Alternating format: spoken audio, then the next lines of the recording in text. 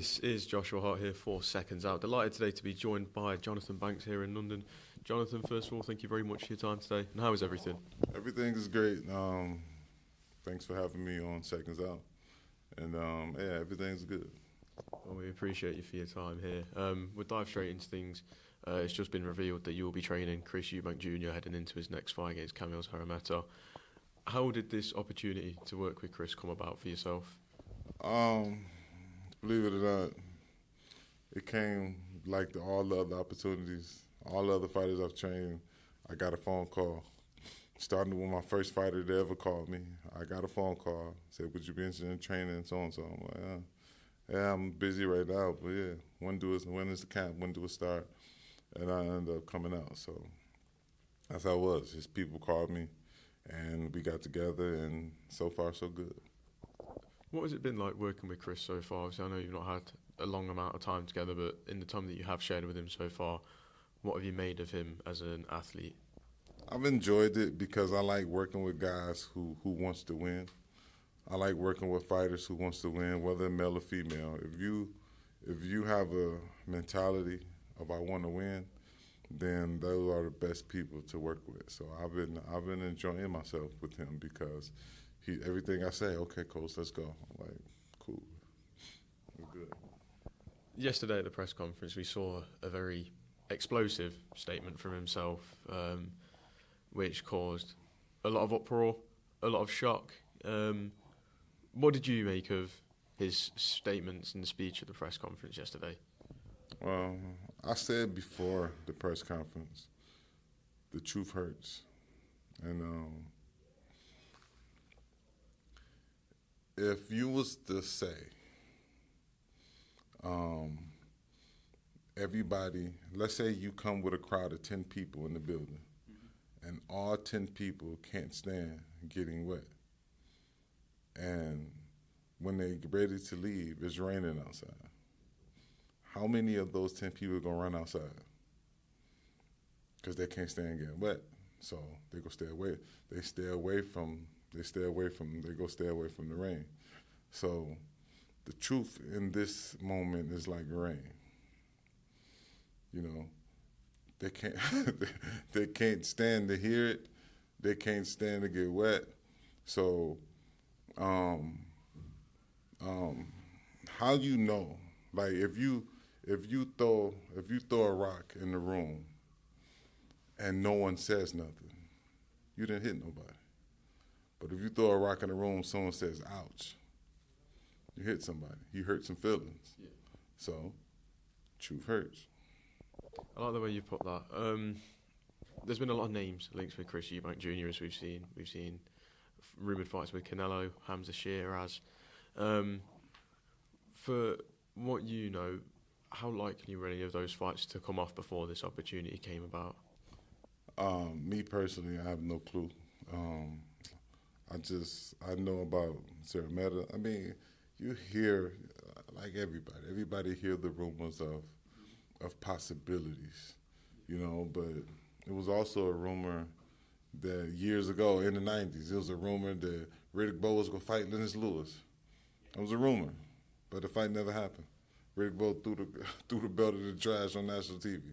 You know, the fight never happened. So rumors are rumors.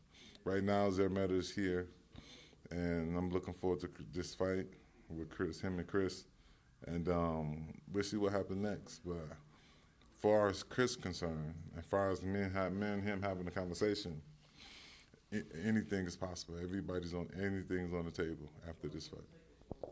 One of the fights that is definitely on the table and has been spoke about a hell of a lot. We know that the rivalry isn't just between Chris and the said man I'm about to mention, but it's between the families, Conor Benn, the Benns overall. I remember, I think it was Chris who said that he wants that fight within the next 6 months once he gets past Szrameta. Obviously, we've seen the issues before in terms of the catch weight. We could see how badly it affected Chris. If a rematch is to get made between, not a rematch, but a fight gets rescheduled between Chris and Conor, what steps are you going to take to make sure that fight gets made where it's fair and safe for both men? I mean, either way it go, if the fight is at a catch weight, it's only going to be safe for one guy. and that's the lighter guy. You know, I don't see this. I don't see it personally. On a professional standpoint, I don't see it being safe for Eubank. Like, what are you? I don't see it. Like, to lose weight. He's at what weight class? What weight class is Conor Benn? Is 47. That's what I thought. So he's 47. They say, okay, let's meet at 54. You know, if they meet at 54, that's still a discredit to Eubank. So I say just meet at 160. If he wants to fight, prove it. Meet at 160. Let's go. What would happen if Chris Eubank Jr. and Conor Benn got in a ring together? What do you think would happen? I mean, I can't say. I don't know, but I believe Chris would win. At least that's what I believe. Chris would beat him. And then while I've got you, obviously I have to get your thoughts on what we saw at the weekend. Obviously I know we're here to celebrate Riyadh season again this week, but they were on an absolute roll at the moment. But they were already here last week. They took over Wembley, 98,000 people, a real spectacle of an event, and we saw a fight that's going to go down in history books between Anthony Joshua and Daniel Dubois. A shock result for some people with Daniel Dubois' domination. When that fight was going on, what was going through your mind as it was all unfolding?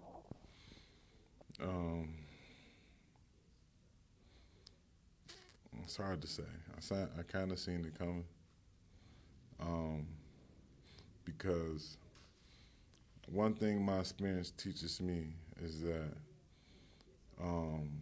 when a heavyweight breathed new life and he beat a guy like Hrgovic,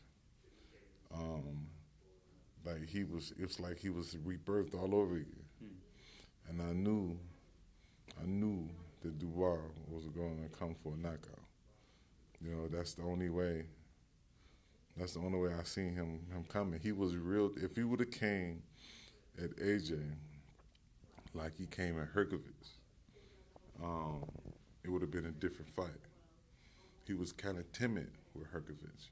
He didn't really open up to the third or fourth round.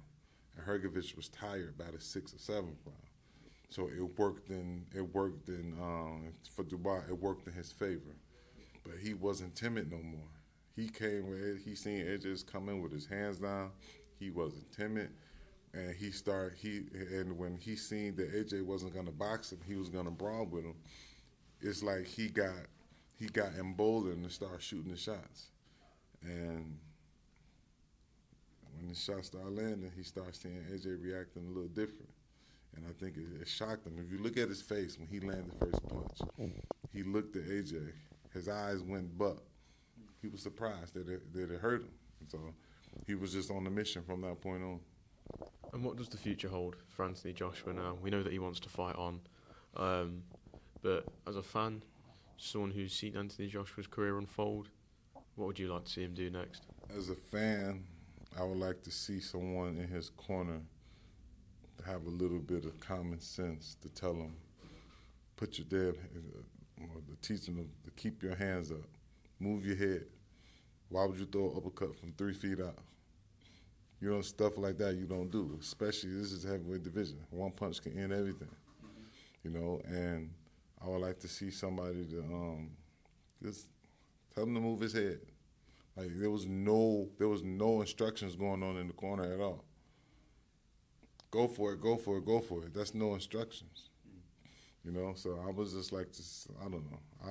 For me personally, I know the guy personally. I would like to see someone that's just, I don't know. I guess you got to have a more of a take care of the fighting mentality type of thing. Make sure he's protected type of thing.